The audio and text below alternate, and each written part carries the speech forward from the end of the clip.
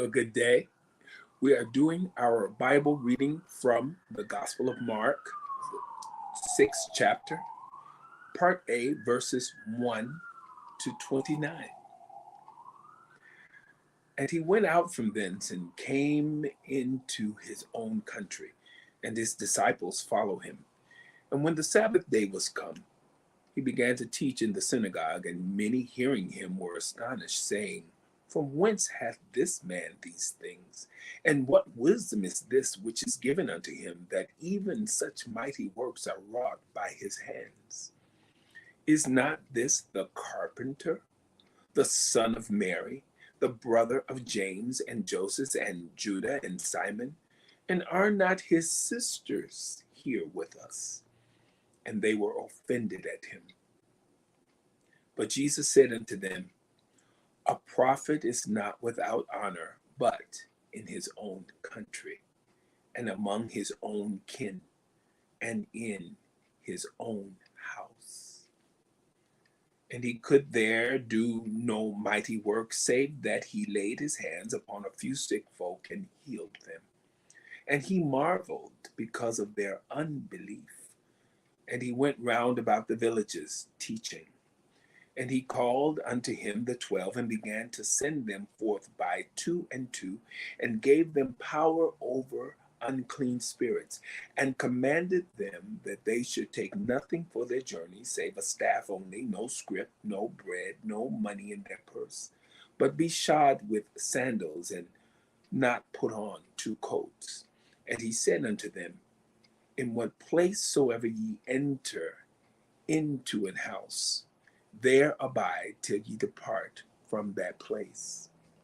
And whosoever shall not receive you, nor hear you, when ye depart thence, shake off the dust under your feet for a testimony against them. Verily I say unto you, it shall be more tolerable for Sodom and Gomorrah in the day of judgment than for that city. And they went out and preached that men should repent. And they cast out many devils, and anointed with oil many that were sick, and healed them. And King Herod heard of him, for his name was spread abroad, and he said that John the Baptist was risen from the dead, and therefore mighty works do show forth themselves in him. Others said that it is Elias, and others said that it is a prophet, or as one of the prophets. But when Herod heard thereof, he said, It is John, whom I beheaded. He is risen from the dead. For Herod himself had sent forth and laid hold upon John, and bound him in prison for Herodias' sake, his brother Philip's wife, for he had married her. For John had said unto Herod, It is not lawful for thee to have thy brother's wife. Therefore Herodias had a quarrel against him, and would have killed him, but she could not. For Herod feared John, knowing that he was a just man, and an holy, and observed him. And when he heard him, he did many things, and heard him gladly.